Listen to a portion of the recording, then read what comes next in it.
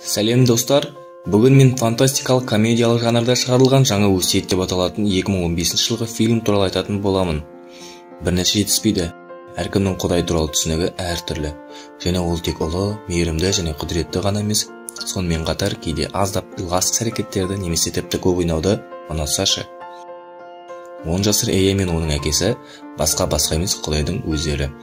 Ол өзінің көңілін ескі пәтердегі суық кеңсесінде отырып алып, апаттар жасап, соғыстар ұйымдастырып, адамдардың шыдамдылықтарын сынап көтереді. Кешке ол төлелері алдында бір бөтелке сырамен ағымдағы жаңалықтар шығарылымдарынан істеген жұмыстарының нәтижелерін тамашалайды. Сынған қалалар мен құлаған ұшақтар оған бұрын сонда болмаған қуаныш әкеледі. Оның әйелі де Құдай, бірақ ол кәдімгі үй шаруасында әйелге айналып, өзінің дарын баяғыда ұмытып кеткен. Қазір ол үнсіз, күйзеліске ұшыраған әйел және бұл өмірде тек қана екі-ақ қол биі бар. Ол не кесте тігеді немесе бейсбол карталарының топтамасын жинайды. Оның үлкен ұлы Джейси баяғыда үйден қашып кетіп халықтың күнәсі үшін өлтірілген.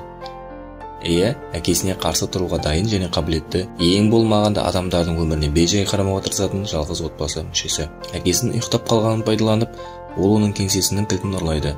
Қыз жердің барлық тұрғындарына олардың қайтыс болған күндері көрсетілген хабарламалар жібереді. Ол осылай адамдардың өмірін қалай өткізгені және қалған уақытты қалай өткізетіні туралы ойлануға мәжбүр етеді деп үміттенеді. Ол Құдайдың тартпасынан кездейсоқ тұрғындардың аты жөні мен мекен-жайы жазылған 6 картаны алып, кір жуғыш машинадағы портал арқылы өмірде болып көрмеген үлкен әлемге қашады. Қайтыс болғаннан кейін де оның қыш мүсіні арқылы қарындасымен сөйлесе алатын ағасының кеңесімен қыз 6 елшісін жинап, ең жаңа өсиетті жазуға аттанады. Эйя қарапайым адамдар әлеміне апаратын туннелден өтіп бара жатқанда, әкесі оянып қызының не істегенін түсінеді. Ашулы жігіт қызды іздейді. Оның қашып кеткенін түсініп, бәрін жөндету үшін оның артынан баруды ұйғарады. Эйя портал арқылы түнгі көшедегі кір жуатын бөлмеден шығады. Қоқыс жәшігіндегі бүлінген сэндвичті жегеннен кейін оған өте дана болып көрінетін 7 жастағы бомж Викторды кездестіреді. Және оған өзінің кім екенін айтады.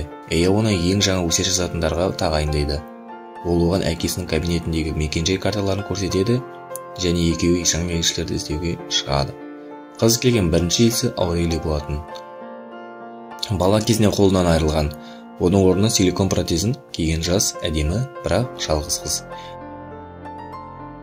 Айналасындағы барлық еркектер оған ғашық немесе онымен түнін өткізуді армандайды. Бірақ қыз онымен бүкіл өмірін өткізуді айтпағанда, бірге уақыт өткізгісі келетін адамды әлі кездестірмеді. Ол жалғыз және бақытсыз еді. Қыз Эйяға жақында үйсіз бір адамның жақындағанын және оның мұңды көздерін көріп, оған өте дана сөздер айтқанын айтады. Құдайдың қызы сол түні қызға осы сөздермен тікелей байланысты түс жібереді және бұл кереметтен кейін Аурелия қызға сенеді. Эйя мен Виктор сапарларын жалғастырады. Екіншісі елші Жан-Клод болатын. Бала кезінде ол әрқашан қиялында саяхаттаған еді. Бірақ есейген сайын ол өте қарапайым мұңды кеңсе қызметкеріне айналады. Айналасындағылар сияқты қызықсыз жұмыс жасап, қызықсыз өмір сүреді. Қайтыс болатын күні жазылған хабарлама алғаннан кейін Жан-Клод кеңсе портфелін лақтырып, саябақтағы орындыққа отырады да қозғалмауды ұйғарады. Оны Құдайдың қызы сонда табады. Қызы құдайлық дарын бар еді. Ол әр адамның жан дүниесіндегі ойнайтын музыканы ести алады. Жан-Клодқа оның музыкасы құстардың әні екенін көрсете отырып, ол оның өміріндегі соңғы бірнеше жылында не қалайтынын түсінуге көмектесті. Сосын Жан-Клод кетеді. Бұл уақытта Құдай порталдың соңына дейін жетем дегенше оның қызының қарағанда сәттілігі аздау болады. Кір жуғыш машинаның есігі құлыптылған және тек ішіндегі адамдармен бірге салынған кірді жуғаннан кейін ғана ашылады. Бірақ ашылған кезде де үлкен қаланың қуанышты сәлемінің орнына Құдай алдымен кір жууға келген қонақтан бір күш құтыдан газ ағынын алады. Содан кейін оны қоқыс жәшіктеріне қарсы алған бұзақылардан соққы жейді. Құдайдың қаладағы шытырман оқиғасы жақсы басталған жоқ. Соққыға жығылған ер адам ауруханаға жеткізіледі. Ол жақтан да жолы болмай қоймайды. Эйя Виктормен бірге үшінші елшіні іздеуге шықты. Бұл Марк болатын. Ол ересектерге арналған мекеменің жеке бөлмесінде отырғанда қанша өмірі қалғаны туралы хабарламасын алады. Бұл Марктың өміріндегі жалғыз құмарлығы болатын. Бір кездері ол әлі бала болған кезде ол ата-анасымен кемпинг пен мұхитта демалады. Сонда ол бір қызды көреді. Ол Маркты қатты қуантқаны сонша, ол енді әдемі қыздардан басқа ештеңені ойлай алмайды. Бірақ ересек адам болса да ол ұялшақ және қорқақ болып қала береді. Ол ешқашан отбасын құрмаған және тек анда-санда комплимент айту немесе сөйлеуді қалай бастау керек туралы бірнеше онлайн сабақтарын өтіп барып, түнгі әйелдермен кездесетін. Құдайдың түсінігімен танысқан Марго өзінің ерекше мекемелерге деген құмарлығын табысқа айналдыруға ұйғарады. Ол ересектерге арналған киностудияға диктор болып жұмысқа орналасып, келесі көріністі дыбыстандыру кезінде серіктесін танып қалады. Дәл бұрын көрген қыз болатын. Оны өз үйіне шақырды да қол ұстасып ұйықтап қалады. Дәл осы кезде Эя анасының ескі пәтеріндегі ұлы мен 12 елшісінің суретіне жақындайды. Ол олардың санының өзгергенін көреді. Жаңа кейіпкерлері бар. Ауруханадан Құдайды шіркеудегі үйсіздерге арналған баспанаға жібереді. Сол кезде қызмет бабын пайдаланғысы келіп, кезексіз азық-түліктің бір бөлігін алмақшы болғанда, оған тағы да жұдырықтап шабуыл жасалады. Діни қызметкер оны жаңа соққылардан құтқарады. Бірақ Құдай оның шын мәнінде кім екенін айта бастағанда және оған дін қызметкерлерінің өмірінде болған барлық бақытсыздықтар оның әрекеті екенін көңіл көтеру үшін жасағанын айтқанда, Құдай тағы да соққыға жығып, шіркеуден қуылады. Франсуа 4-ші елші болатын. Әдемі адам, отағасы, әке. Бұрындары Құдай оның маңдайына ешқашан сүйетін әйелі болмасын деп әзілдесіп жазады. Шынымен әйелі солай болады. Оның оған ешқандай сезімі болмайды. Франсуа өзінің қайтыс болған күнін білгенде, ол осы күнді күтіп қана қоймай Құдайға өз жоспарларына көмектесуді шешеді. Ол мылтық сатып алып, оның ойынша өлу керек адамдарды атуға шешім қабылдады. Ол бала кезінен жансыз адамдарға қарауды және жерлеуге қатысуды жақсы көретін. Сондықтан да ол Құдайға жасалатын мұндай көмекті өз қалауының орындалуы деп санаған. Эя оны тапқанда ол көпірде өтіп бара жатқан адамдардың арасынан құрбанын іздеп отыр еді. Қыз оған араласпай тіпті кімді ату керектігін көрсетеді. Бұл кезде Аурелия көпірден өтіп бара жатқан еді. Оқ тура қолға тиеді. Қыз тіпті селт еткізбей жүріп кете береді. Сол арқылы атқышты бір көргеннен-ақ өзіне ғашық қылады. Ол қыз тұратын үйде табады және лифтіде жанында тұрған сайын оның алақанын сипайды. Бірақ Аурелия мұны сезбеді. Сондай күндердің бірінде Франсуа қызға бір бүкет сары түймедақ әкеліп, оған сүйіспеншілігін білдіреді. Аурелия оған жауап бермейді. Бірақ ол алған гүл шоғында Франсуа телефон нөмірін қалдырған еді. Құдайдың әйелі өзінің келесі суретін кестелеп отырып, суретте қазірдің өзінде 16 елші бар екенін байқайды.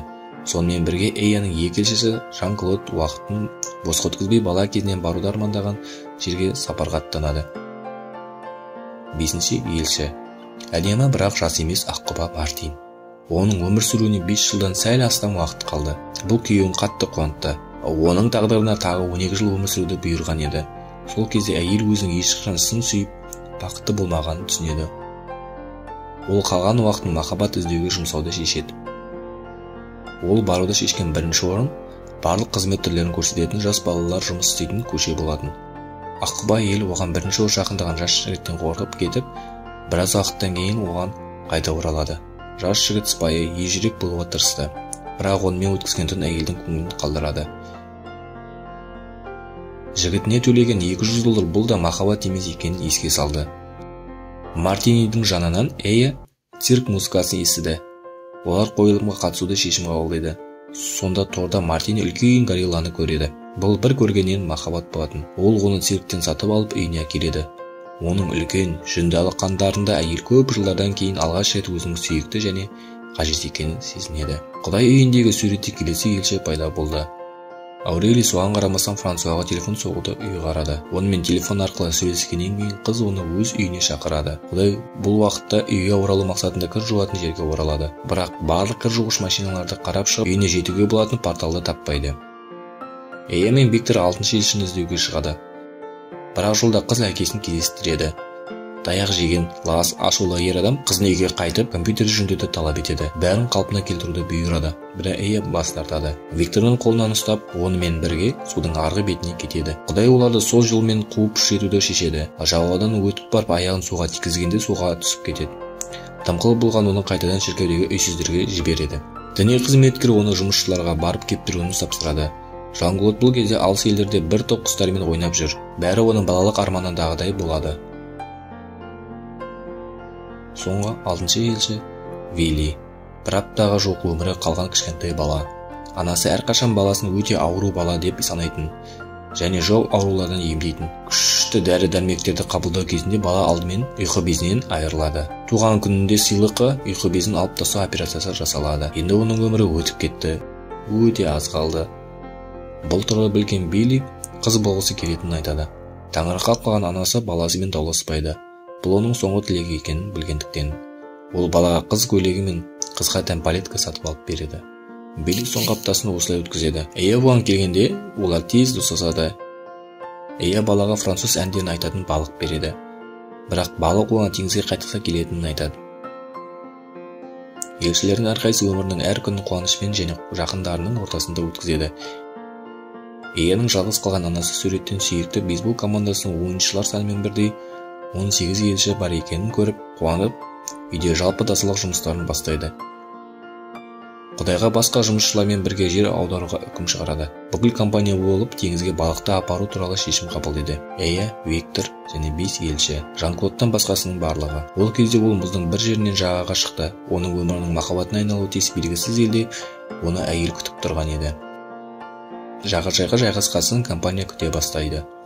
Виллидің өліміне бірнеше минут қалған еді. Теңіз жағасында ол сияқтылар көп болатын. Бәрі су бетіндегі күннің батуына қарап күлгісі келді. Бірақ дәл осы сәтте Құдайдың әйелі шаңсорғышпен кеңсені тазалай бастайды. Бірақ тазалау үшін компьютерді желіден өшіруге тура келеді. Оны қайта жалғап, қайта жүктеуді іске қосып, өз атымен жүйеге кіреді. Ол жасаған бірінші нәрсе адамдарға жіберген өмір есептегіштерін қалпына келтіру болды. Жаңа хобби әйел Құдайды баурап алды. Енді ол кестенің орнында осындай жасай бастады. Аспан гүлдерімен, ашық түстермен, бақытты адамдармен боялған, оның бәрі оның жұмысының алғашқы эскиздері болатын. Енді ол қызмен бірге басқа мейірімді және бақытты әлем жасайтынына сенімді болуға болады. Құдай бұл уақытта кір жуғыш машиналарды шығаратын зауытта жұмыс істейді және порталы бар машиналарды табуға үмітін үзбейді. Достар, тамашалағандарыңызға рахмет. Бұл фантастикалық фильм туралы өз ойларыңызды комментарийде жазсаңыздар және бізге лайк басып тіркелуді ұмытпағайсыздар.